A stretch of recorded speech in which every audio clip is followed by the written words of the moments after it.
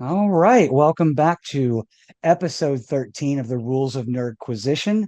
I am Gretchen, and as always, joined by my faithful number one, Commander Gilbert.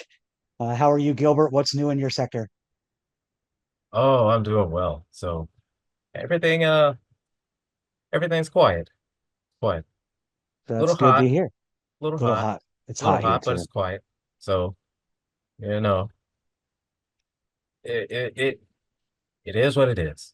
So you got a one trade off for one, the other for it ugh, It is what it is. That's why I it stay is what within it the is. the, the comfortable the comfortable environmentally controlled quarters of my starship.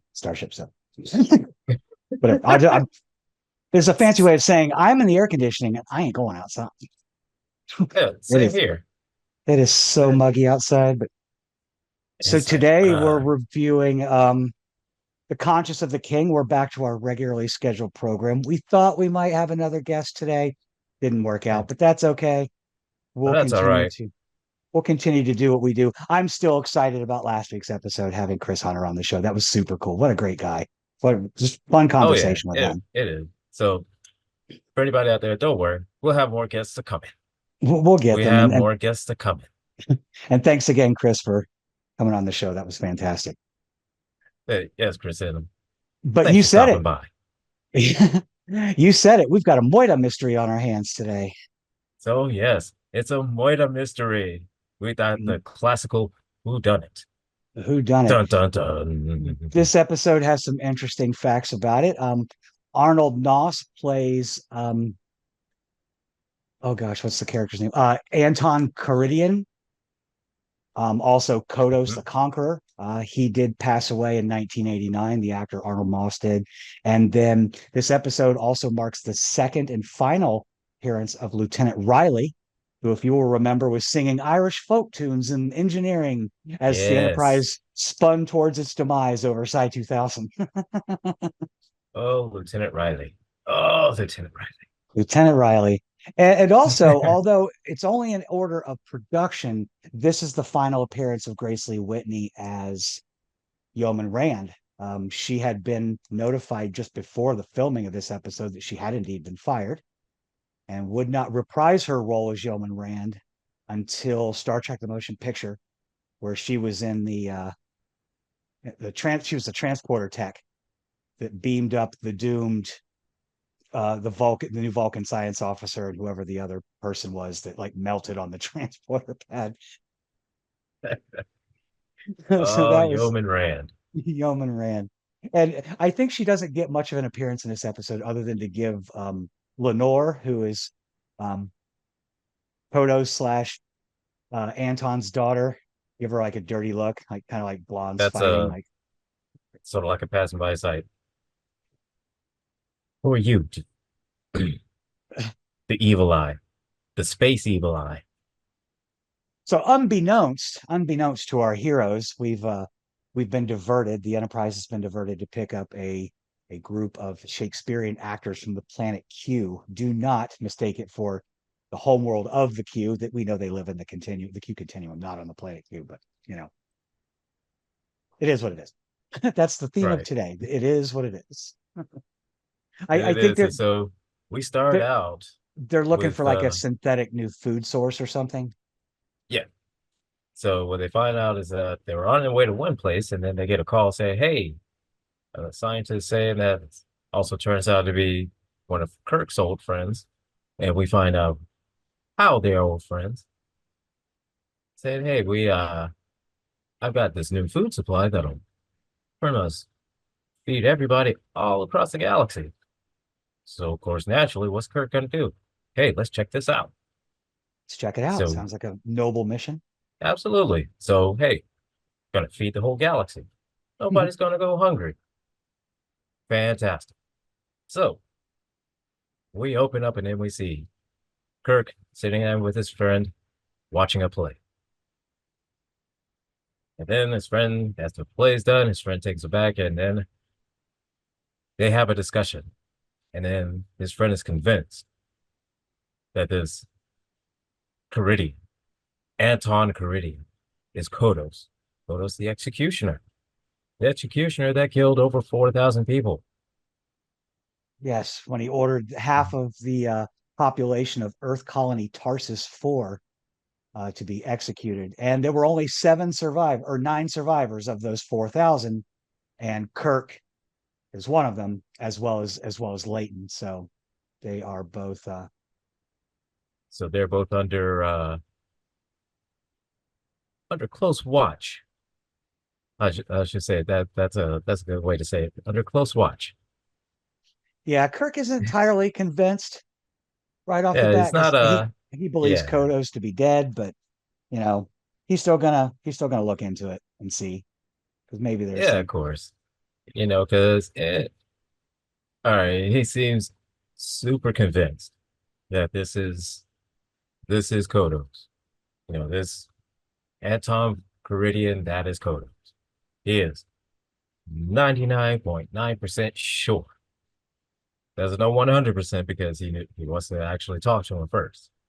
He wants to Right, get that right. 100%, but he's 99.9. That's Well, we enough got to to convince Kirk that like, okay, let me that just take it's a look. that it's worth looking into. Yeah. So hey, Yeah, let's go to a cocktail party where Karidian will be in attendance, and of course, who do we meet? Karidian's attractive young daughter, blonde bombshell Lenore, and we know where that's going. Kirk of plus woman course. equals So 100% Kirk and, predictability. and woman go, let's head back to the captain's quarters. So naturally, that's first thing what Kirk is he's gonna do. He's gonna turn on the old Captain Kirk charm. Is Exactly. So why he sees the beautiful blonde.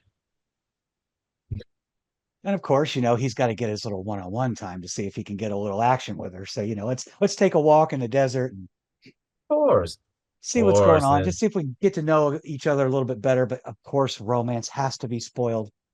Has to be by spoiled it has to be spoiled by a murder. Bum by a bum bum. murder.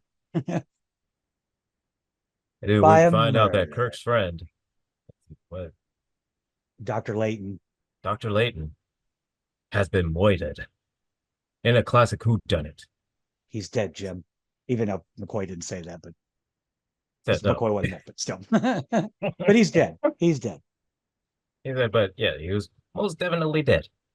Most definitely. Which has the effect of, increasing Kirk's suspicion in this case. Like, oh, wait a minute. Whoa. Dude just told me Yeah. like 12 minutes ago that this is Said that guy just told me, like, hey, just before this party started, said, here's this guy that killed over 4,000 people, and I'm one of the ones that can identify him. And all of a sudden now, he turns up unalive. So turns up on live. that Poor was Dr. Leighton. huge, even more suspicious than ever. Oh, absolutely. I would be suspicious. At this point, I'd be like, whoa, that's weird. Yeah, Um, absolutely. And so now that has Kirk's full and undivided attention. and And and so now, also increases his determination to find out exactly who this person is, with promises to Leighton's wife saying, hey, I'm mhm, going to find out who it is, to the point of even getting a little sneaky and calling up to the ship, the Astral Queen, which is in orbit, which was going to take the Shakespearean troupe to their next stop. He calls up and he's like, hey, why don't you just like get out of here? And we'll take them where they got to go because they'll have to ask us yeah. when you guys So it's arrive. like, he's like, hey, man, look here. Why don't you go ahead and go? I'll go ahead and pay you, but you go ahead and go. I'll take it. And Absolutely. We'll so do this little, job for you. and so we know Kirk has the suspicions that is Kodos and Kodos did it. And so we're all convinced. We watch it and we know Kodos did it. But is that really Kodos? So we see pictures of him now and Kodos 20 years before. Looks close, but Close. you have to account that this is 20 years and people change a lot in 20 years, you know? I can vouch for that one. Yeah. Speaking of which, you look like a metalhead when you were as a youth. I was a metalhead. Yes, I was. I was your classic example of an 80s metalhead. That was me. In fact, in that picture that was on that video was me wearing a Metallica t-shirt. So yeah, So yeah, yeah, good old as a days. look like a metalhead. So we're researching into the history, and Kirk discovers that enter Lieutenant Riley was Yes. also one of the 9 survivors. And So yeah, then we find out wow, that out of the 9 survivors, 7 of them, well, 7 now, yeah, have been gone yep, only since only suspiciously that same acting trope has been there at every point, at every one of them. well, yeah. Now with Leighton gone, um, that leaves just the two of them. So yeah, seven Yeah, of the and 9 are so gone. So Riley and Kirk are the only two left. Now Riley's just been promoted recently from from engineering to engineering to yes, communications. Yeah, and Kirk trying to protect him. It's like, well, let's get him down to engineering. We can keep him yeah, safe. protect him. And he won't explain himself to Spock, which is when he's telling Spock, let's do that. Because Spock's like, well, don't you think he's going to kind of take that hard? Which is interesting that Spock is considering someone else's emotional reception and well being. Right, Like, and it's don't you? like, hey, don't you think he's gonna get a little bit mad about that? And it's like pretty much that's kind of Kirk's response to it is just and. But yeah, But Kirk doesn't answer. we kind Just of like, get it done. yeah, but we kind of have an idea that Kirk has a plan, Oh, yeah. and we kind of know, we kind of suspect, we kind of have our suspicions that the plan is using either himself or Riley as bait. As bait. And this episode is actually praised for one of, because in the next scene we get Spock is concerned, over Kirk's behavior. So he goes and he talks to McCoy about it. And this episode and some of the reviews I was reading actually praise this episode for having some of the best Spock McCoy dynamic in the series, some of the best interactions between the two characters, Hmm. where they're not necessarily at each other's throats, making jabs at each other. They're actually Right. expressing like genuine concern and and about the Yeah. situation, about Kirk, and Like they're both given expressing their concerns in different ways, but for the same reason. and given the history of this Kodos the Executioner, if it turns out to be Kodos, can't imagine the trauma that comes from that. You were selected as one of the 4,000 to be executed, and you were one of 9 that Right. got away. So like, yeah, that could be tough. So I could understand there being some concern there. So, but Spock, being Spock, decides to do his own research and starts But yep. looking into eyewitnesses who could possibly identify, and that's when he realizes that there's only two left, and that's Kirk and Riley. Oh yeah. So Spock being a good second officer, doing his job, making sure that the captain is safe, crew is safe, and the captain is not flying off the rails any more so than he already does. Yeah, right. But, Any more so. Any more so but than yeah, normal. but the more digging that Spock does, the more he realizes that hey, Karidian you know, is definitely Kodos because Oh, absolutely, absolutely. I mean, as the we know last that already, because but oh yeah, well once we know because once Spock does his digging and he realizes that when Kodos the last sighting and everything of Kodos because he is he was reported as dead because they found a burned body, but burned beyond recognition. So they just labeled it as Kodos and just called it a day. right, right. So So next we've got Riley. He's having some chow, pouting in engineering because he feels like he's been demoted. So and rightly so, because I mean, hey, of course, you worked hard to get away from engineering, and now you get put back in engineering, and you don't know why, and it's like I I just left from here. I know. And he Like was like, why? and last time I was in engineering, it didn't work out for everybody. Maybe I Right? shouldn't be It's that down there. I I mean, mean, last time I was here, I mean, I kind of took over the whole ship, and space madness aside, I don't think it's a good idea uh, for me to be in engineering right now. You know what I mean? But I how digress. how many times do we, I mean, do we feel bad for, you know, crew people of the Enterprise that just seem to get the short end of the stick all the time? Other than Uh, the main characters, be it a red shirt, be it, hmm Riley or Rand and the rampant misogyny that she had to deal with in her brief time on the And show. Just there's just some of them that just can't catch a break. They just some of them can't know. they just can't catch a break. No, but we Uh, we call up to the rec room because he's upset, and one of the other Enterprise crew members turns on the intercom and gets Uhura to jump on Spock's harp, his Vulcan lyre, yeah, I play a gotta little play a little ditty for him, which yeah, because he's a little lonely because hey, he's stuck in engineering.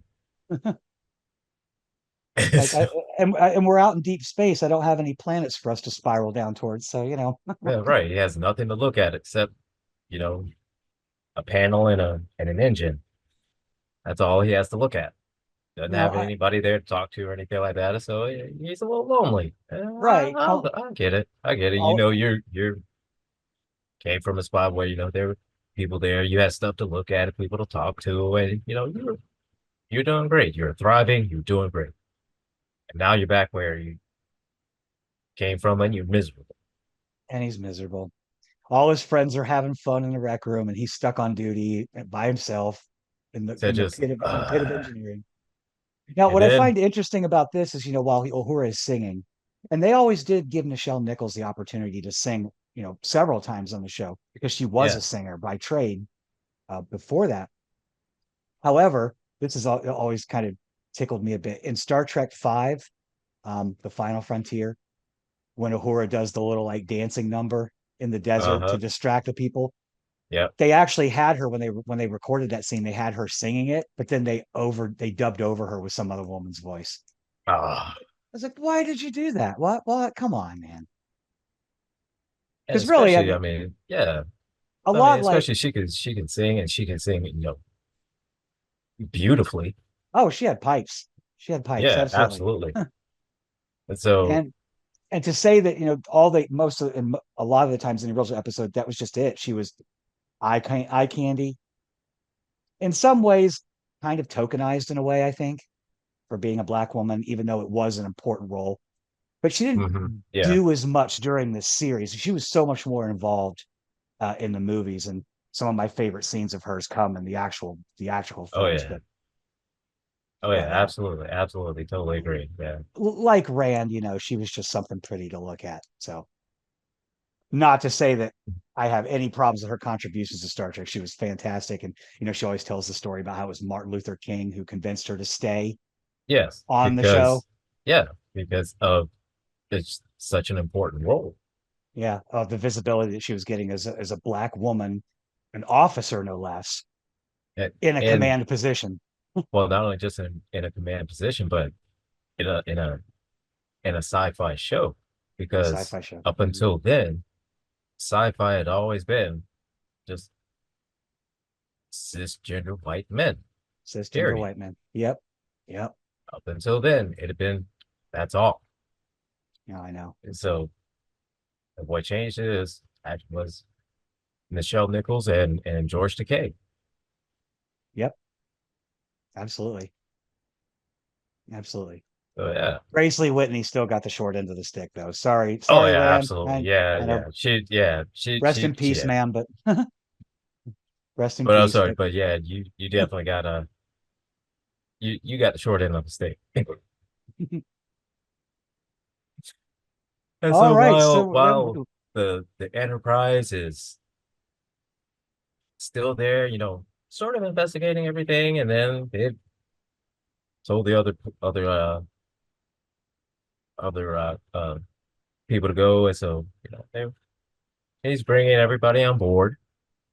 They're explaining their whole their whole troubles of, oh, our transport, they say they're not gonna pick us up, we're stuck. We have this gig we gotta get to, and we're stressed, and blah blah blah blah. And Kirk being, of course, Kirk is saying, hey, I got a ship, baby. Like, I got you. Oh, I got you. Let's do this. I'll take you. And once they're on board, this is when, at the same time that Riley is eating his food and listening to Uhura serenade him from, decks yep. away, the mysterious figure sneaks out of the shadows in engineering. While he's not looking, squirts a mysterious liquid into Riley's milk.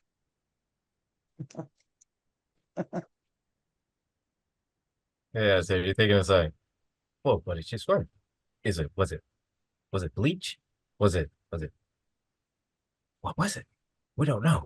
We don't know what it was, but it's fortunate that he was on the intercom because the people that are Because, in of the course, rec room yes. can hear him like when he drinks his milk He and says, starts to so choke. how'd you like it? Say, help me, please.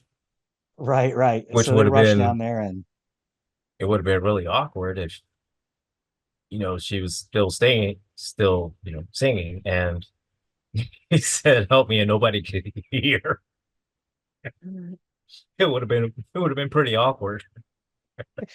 we're getting flashes of the movie Airplane, and you've got the little girl in the hospital bed, and the nun is singing on the guitar, and she like hits Yeah. the the And just whack, hoses, just and it whack it, whacks him out. and just And this whacks it girl's over back. this girl's over here dying, and everyone's just Pow. singing and having a great time and not even noticing. That would have been So, that would have been yeah. hilarious. So it would have been Nobody really cares. awkward if she was still singing. Yeah. But Well, it sounds like they Riley's in danger, but Uhura's singing, man. Uhura's yeah, singing. but I Come on. mean, we can't. Yeah, but he's in danger. I mean, she's still singing though, man. I mean, we can't just walk out like that. That'd be rude. Oh, but we get down there in But time. We save him. We get him over to sick bay, and we get him to sick bay, and Doc, you know, Doc does his thing. McCoy, he Bones, he is doing his thing, get him all fixed up, healed up, and Kirk now he's even more suspicious. Now he Oh wants to go yeah. and starts questioning people. And Spock is also keenly aware that if Riley dies, Kirk is the next target. Exactly. And so even though he knows now, even if Riley doesn't die, Kirk is still the next target because he's in sick bay. So regardless, he knows Kirk is the next target. So Spock being Spock wants to warn him. He wants to warn Kirk, hey man,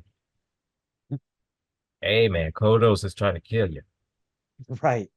Right. You're not safe, my guy. You're not safe at all. Um, And, and and Kirk it is just turns like, look here, man. Mind your business. Mind your mind business. mind your business. Yeah.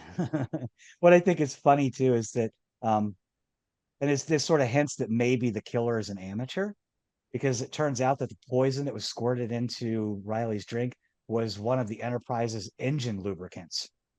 Yeah. So that was So it's like, So it's okay. like, all That's right. You'd think there'd be other ways to more effectively get rid of somebody, but hey, maybe the killer didn't quite know what they were doing, or maybe they're just desperate. Maybe they're just desperate.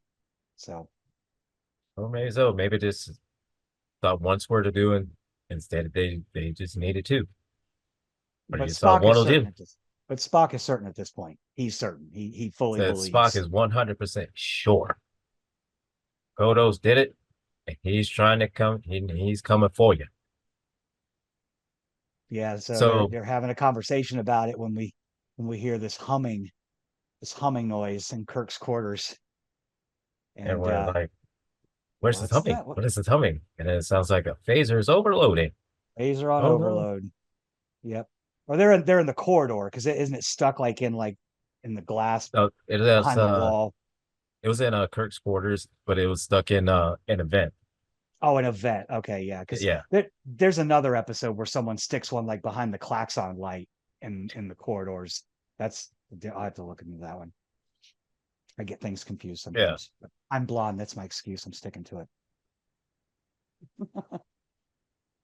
But yeah, so we've got a phaser on overload, which we're informed will destroy the entire deck if it's allowed to Yeah. go off. And we're trying to get everybody off the deck and evacuate. And we And then find it, of so course, with seconds to spare. seconds, yes. But it's something about it doesn't quite make sense to me. All right. So if it goes off, it destroys that whole deck, right? Yes, correct. But throwing it down a garbage chute, wouldn't that also destroy a deck? But it would be like a garbage deck. So Well, I mean, that's some interesting logic because, like, can anybody just open up the trap, like the trash or trap door or whatever, and just throw stuff out into space? right. I think there'd be some kind of So protocol I with mean, did that. it Like, destroy part of the Enterprise, while it was well, is there like a big trash bin that's in the Enterprise and then just dumps everything out? Like it just whenever they like go to warp and they just dump all this junk out and then boom, warp.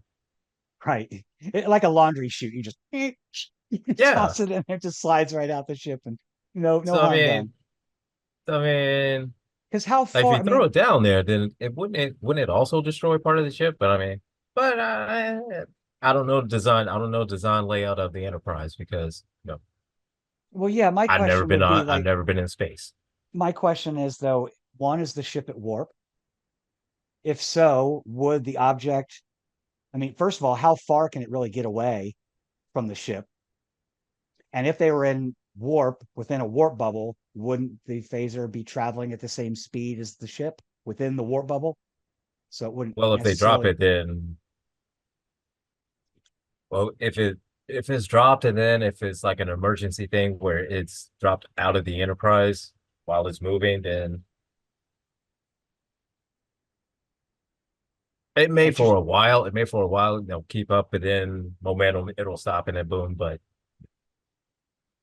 Interesting questions still, for people smarter than us. So Neil deGrasse Tyson, if you want to come on here and give us your breakdown, we know how you love to talk about so we sci-fi movies and their realistic or lack of realism, as it were. that either Mr. Tyson or Charles Liu, because I know you are an even bigger Star Trek geek than the both of us combined. Right. Yeah, absolutely. So yes, We could use some big brains. We could use some big brains. Get on here and tell us how that would work. yes, because me am smart. Me, I'm smart. Hey, Yeah, hey, I use my kidneys all the time, man. Kidneys. see, And just to correct myself, it was actually the overloading phaser was inside the red alert indicator within Kirk's quarters. So it was ah, behind the little red flashing lens yeah, okay. where the red light was going off. I just wanted to clear that before anybody says, "Hey, I just wanted to correct you." But no, I got it. Thank you though. Okay, well, All right, so now we have Kirk is averted pissed. that.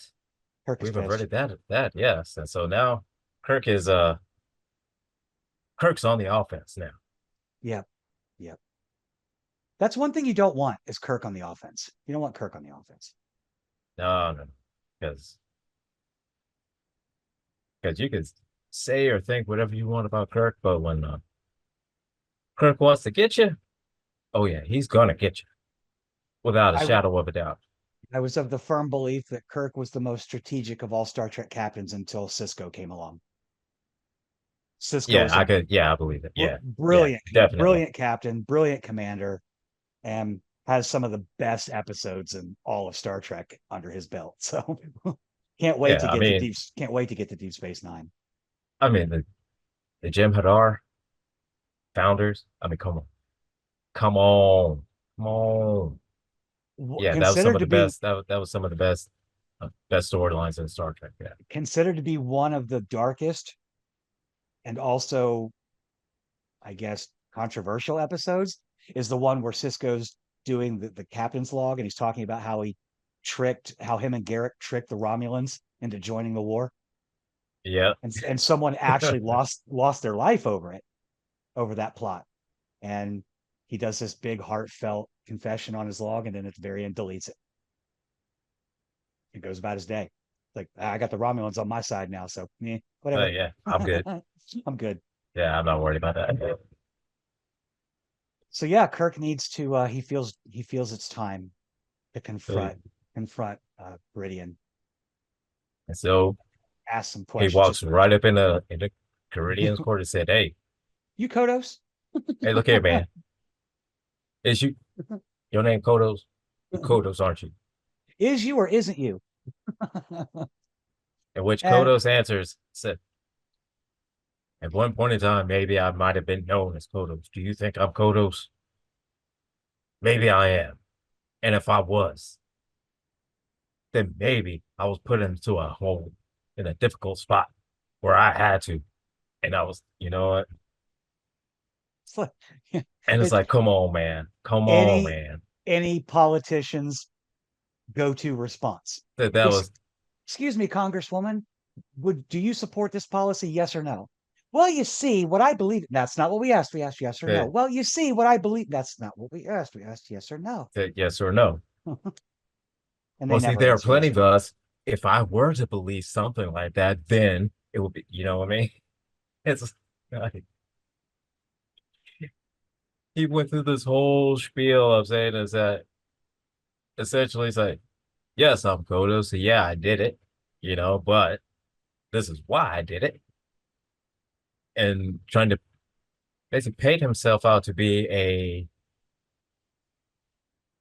a martyr, so to speak, where he had to make that difficult choice to where, the burden of everybody's lives were on their hands. And, he had to do what he had to do in order to save their lives.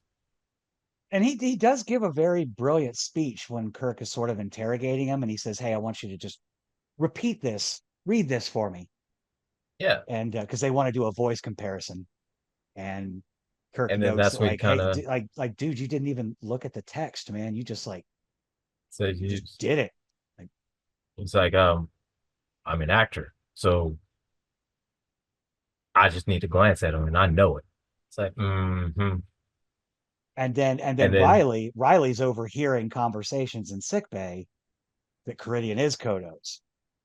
And and so, his whole family was killed. So now Riley's pissed.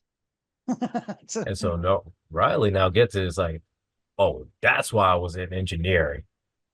Oh, right. and Don't so Riley, He goes into full "don't make me sing Irish folk songs to you" mode. oh yeah, absolutely. Oh yeah, he's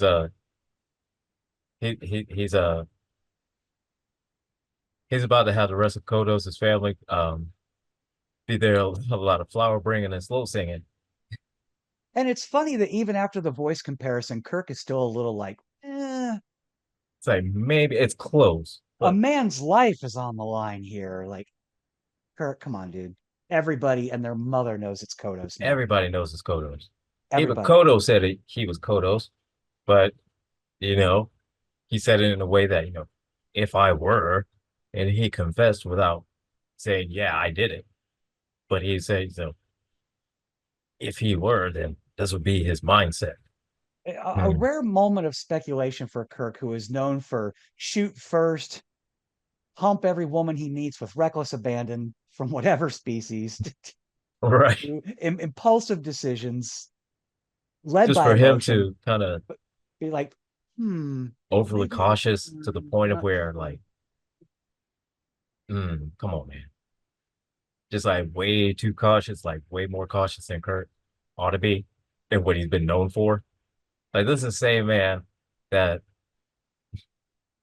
the same man that bypassed the Kobayashi Maru just because he could. Oh yeah, yeah, yeah. You know, Just because. Just because he wanted to win. you wanted to And win. he won. I don't like to lose. But Riley is not having this moment of clarity, this moment of calm introspection. Riley's got himself a phaser. He's like, I'm taking old boy out. Said, nah. Said, nah, son. He Dude, killed oh my mom, father. He he killed killed my mother. He killed my sister. He killed my family. he killed my space hamster, Fluffy. I am taking this guy down. He killed everybody. I'm killing them back. It's After like after playing the Mass Effect series, I'm now convinced that everyone in space has a pet space hamster. So in their quarters, everybody has a space hamster as a pet. everybody has a space hamster. I mean, who wouldn't want a space hamster? Of course. You get a little astronaut, uniform on it with a little bubble thing on it, and a little thing going. Yeah. And as is common with Star Trek, Shakespeare is a recurring theme throughout the series. They're Yes. always quoting it. So we've got a little show going on for the crew of the Enterprise, a little Hamlet production. Riley's like, I'm going to stop the show. I'm going to bring the house down, so to speak. Yeah, gotta culture it up a little bit. You know, bring a little culture into it, So yeah, I get it. I get it. You know. So But you can't but be all just sh- laser shootings and just people being right, no reason. exactly. Kirk in a rare moment of diplomacy, manages to talk him out of vaporizing Kodos and convinces him to go back to sick bay. Like you're still kind of messed Like, up, man. Go back. You should go lay down for a little bit. he's like, all right, If I don't send you I'll back to go back, sick bay, but I'll never hear the end of it from Dr. McCoy. You got to go back. Got to go back. and he's like, all right, Captain, I'll go back. And so Ah, Riley finally heads back to sick bay, and then and oh, we get more.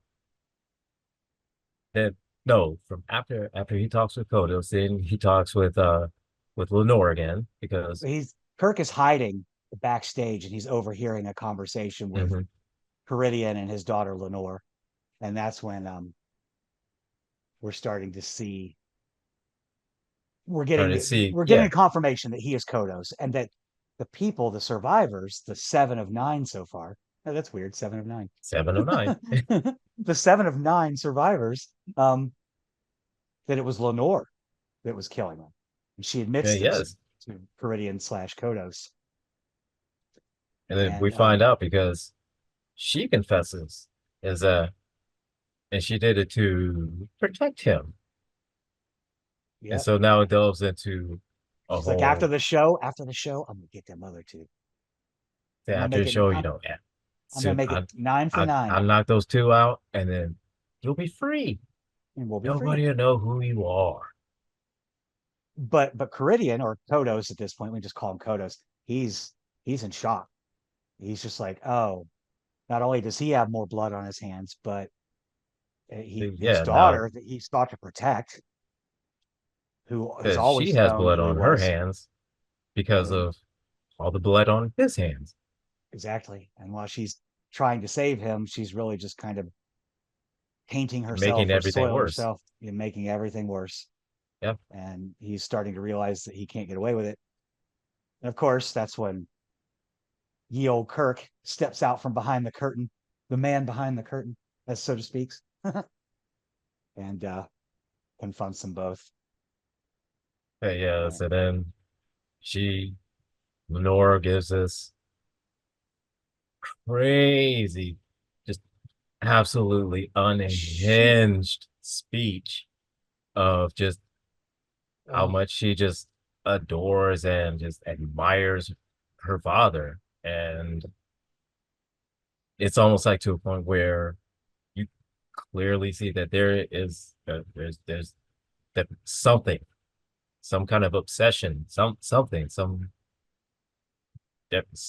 form of like she, CPTSD that she's she's under. like full full psycho mode at this point. I mean, Yeah, she's like she comes unhinged like that. right. And it's like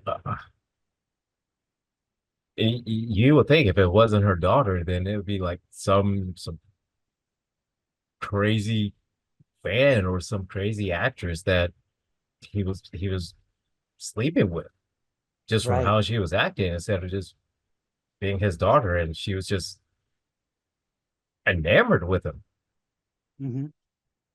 Almost in a weird kind of creepy sort of way. Yeah. Hmm. So yeah, Well, we got another mental health issue on that one. So we have another mental health issue. It may be Men's Mental Health Month, but hey, women suffer too. So she's clearly having some kind of so she's had some kind of a obsessive breakdown.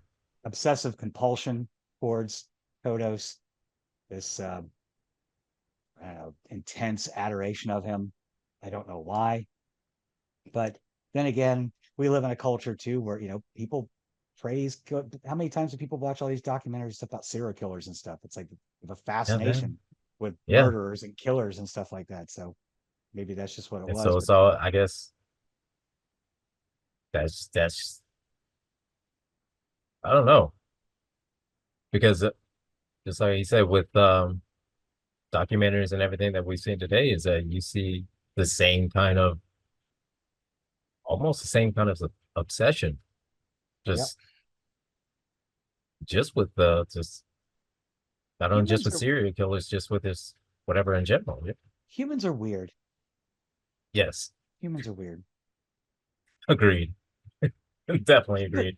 So Kirk summons security, and then we get this lovely little scene where Lenore the Snatches the security phaser and then snatches the phaser, and she's threatening to kill Kirk and gonna protect Kodos and save him. But I she ends guess up shooting, and then Kodos Kodos, jumps in the way because he did say earlier that he was tired, and you kind of get the yes, impression at this point he's just tired of life in so he's general. tired, he's just tired of just running. He was tired of just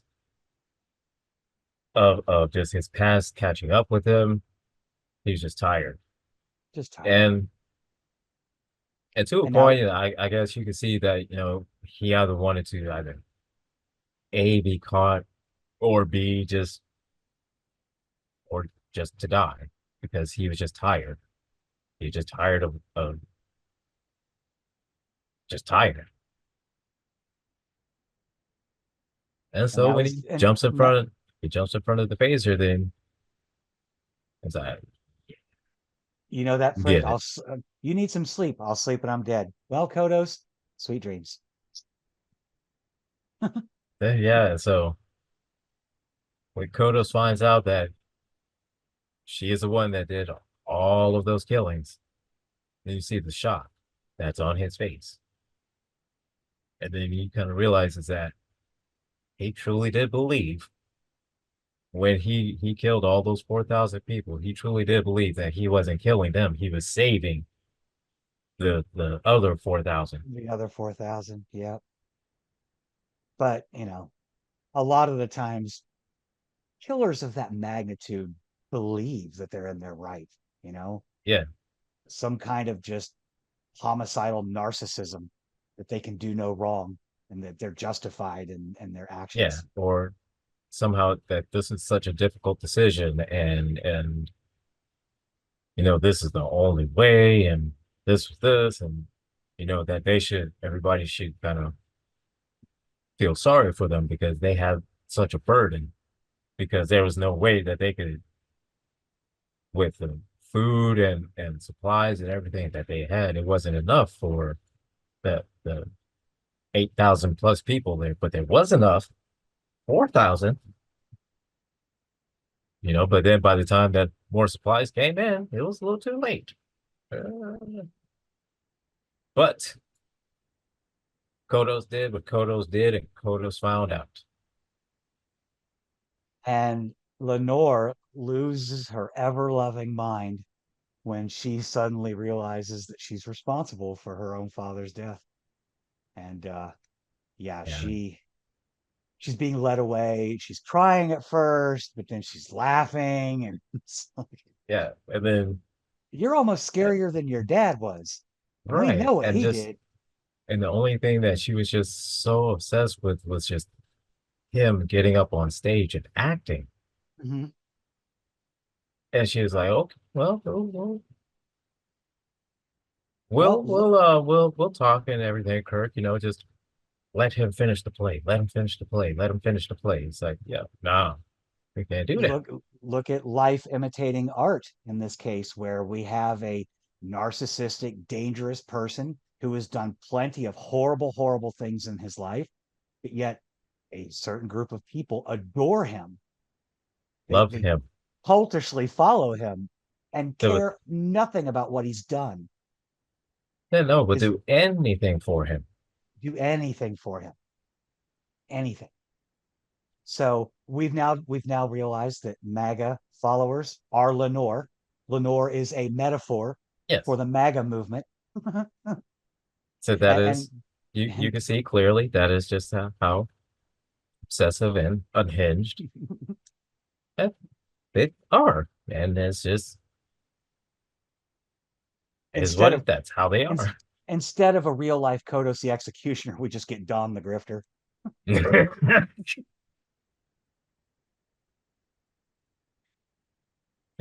Kodos the Executioner, we get Don the Con. Don the He, Con. he's Don the Con now. He is the con 34 times.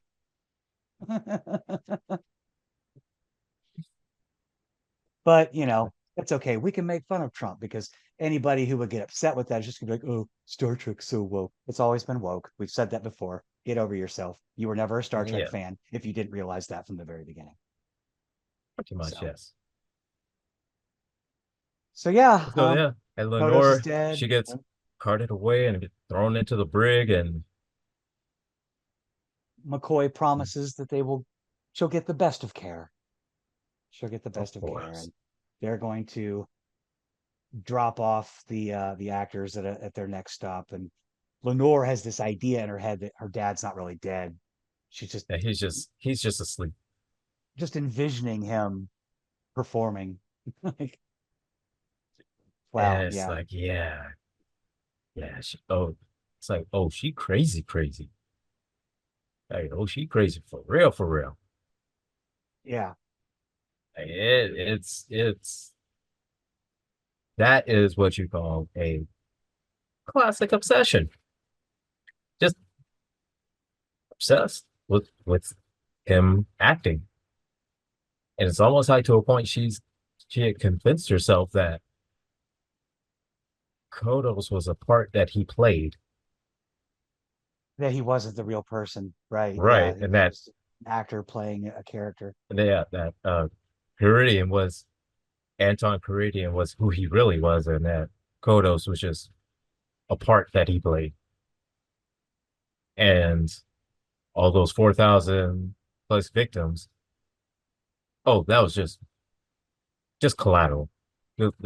Just collateral damage for from him playing this part that he was it's such a great part that he played. And And just it's goes like, to show that we should not obsess, be it celebrities, politicians. It's okay to admire and have some genuine love for these people, but we have to stop putting them on right, a pedestal exactly. because it almost Because always ends badly. it always ends badly. It always ends badly. Always ends badly. Always ends badly. Be vaporized in space or, you know, forced to vote against your own interests. It's And yeah. I don't understand sometimes. But And but so, but overall, I would say, good episode. I liked it. This is actually one of the few ones that I have not seen before until just now. So oh I was wow. pleasantly surprised. So I was like, Wow. oh, Cool. cool. I Yeah. never saw this one. I cannot say that. Now it's quite possible when we get into Deep Space Nine and even Voyager, it's quite possible there are an episode here and there I may have missed at some point, but TNG, the Enterprise, Picard, the original series, all of those I've seen every episode, and original series every episode multiple times, including TNG. So definitely got my fair share of exposure to those two series, but it's still fun to go back. You don't always remember everything. I don't remember all the speeches that were in this show when I was watching it, thinking, wow, there's a lot of good, again, back to that whole stage performance feel of the original Yeah. series. A lot of these just monologues that were given, especially by character of Kodos, which was fantastic. So Yeah, I could absolutely. I could Absolutely. Yeah. believe that he was that kind of man to commit that kind of crime. But yeah, good episode. Good Good episode. episode. I definitely enjoyed it. You know, I always love a good murder mystery. Moida mystery. And a change of pace from your typical Star Trek type It's like monster of the week yeah. formula that they followed. But um, next week, next week is not my favorite TOS episode, but one of my favorite TOS episodes, The Balance of Terror, which is um, was this Mark Leonard's first appearance? She's a Romulan in this one. This is the first appearance of the Um, Romulans. I believe so, yeah, because that was yeah, that was first appearance of Romulans, yeah. And Mark Leonard plays the Romulan commander that Kirk and crew play a little game of cat and mouse with throughout the episode. But that's a good one. It's definitely it's intense. There's some Hmm? shocking deaths, at least some emotional deaths in the show, and we get to see Mark Leonard, who becomes a staple of Star Trek later on as Spock's father. So can't wait for that. But that's a great episode. I really Yeah, like that one. And it's yeah, interesting too because it's the first episode where where humans see Romulans. They've been at war with them since yeah, but had no idea that Romulans look exactly like Vulcans. right, Hmm. exactly. But Who they've been at war knew? with them since Enterprise, and even the Enterprise episode where the NX-01 and Captain Archer goes up against a Romulan ship. He never sees the Romulans; he just sees the ship itself while they're Right. fighting it. But and that episode has a famous that guy in it, Brian Thompson, I think Brian Johnson, Brian Thompson. I can't remember. Plays a Klingon in a couple different episodes, but whatever. Great episode. I'm definitely looking for that one. This was a good change of pace. Murder Absolutely. mystery. Uh, Again, great dialogue, great performances by everybody. Even Shatner pulled a pretty strong performance in this one, outside of the typical Kirkisms that we Right. generally see, Just like the Shatnerisms or whatever, if you will. yeah, just like Spock. Oh no. Yeah. You know, feel like the whole like the dramatic this is I am Captain Kirk, you know, doing Right, like a lot of the more, hey, I'm Jim. Nice to meet you. right, Instead of exactly. I am Captain James T. Kirk of the Starship Enterprise. And the same with the dynamic between McCoy and Spock. That was fantastic. I love seeing them kind of work together to help solve the Right. mystery as opposed to just bickering with one another. And again, sorry, Rand. We'll catch up with you again in Star Trek Yeah. The Motion Picture. We'll see you soon, Rand. And Riley, you don't see many, other than the main characters, you don't see too many of the side or sub characters come back for multiple appearances. And it's kind of sad that they didn't do that. I liked Riley Yeah. despite his Irish folk songs, but Yeah.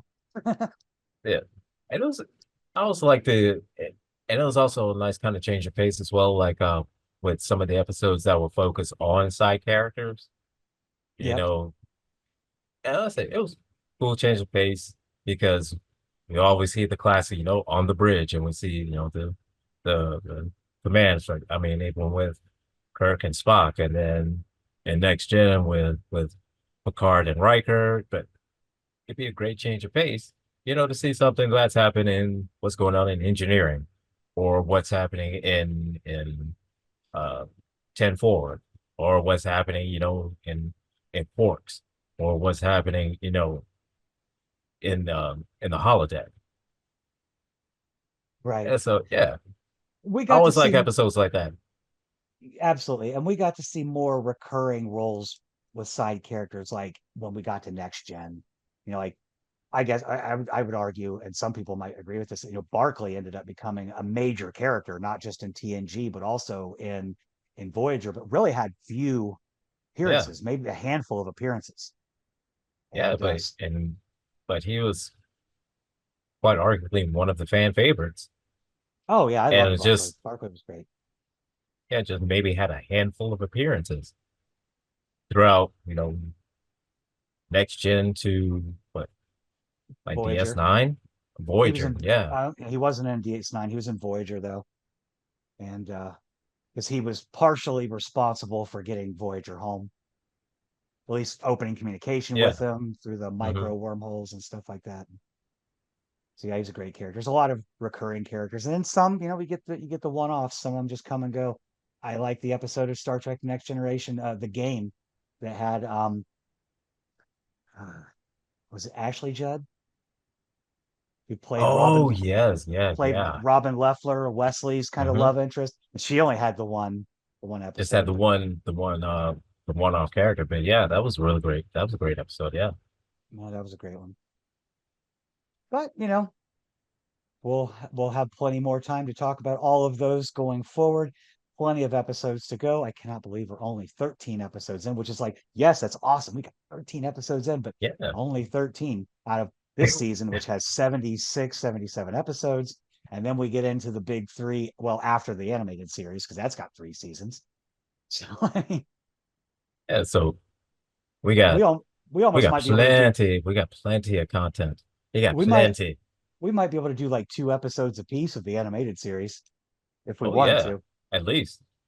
because they're Yeah, pretty because quick and short each to one of do. those is like 30 minutes, and they were like all little self-contained stories, and it was Mhm. just almost basically almost like the same plot with all of them. It just seems like to me, but Pretty much. I mean, and again, but I monster, the mean weak it was formula. cartoon, so I mean it Well, wasn't and like you were gonna get any like how they are today with continuous storylines and intricate plots and callbacks from like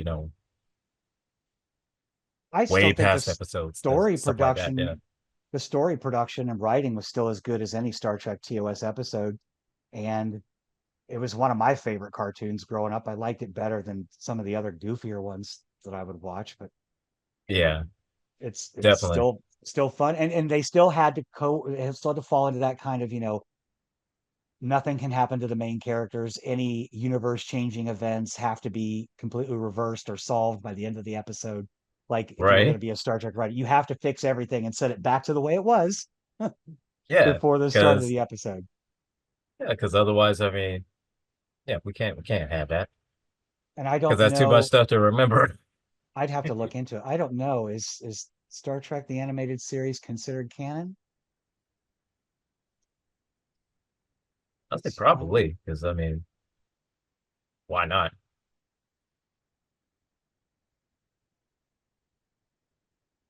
oh well, it is considered by most fans and affiliates that it is canon, as well as the StarTrek.com database listed as canon. Hey, So StarTrek.com said it. so we're I'm gonna go with that. That is canon. gonna go with that. Yep. So the animated series is canon. All right. Well, that about wraps us up. We had our little Moida mystery. Great episode. Definitely check it out if you haven't had the opportunity. And if you have, go back and watch the original series. It's a fun trip down nostalgia lane.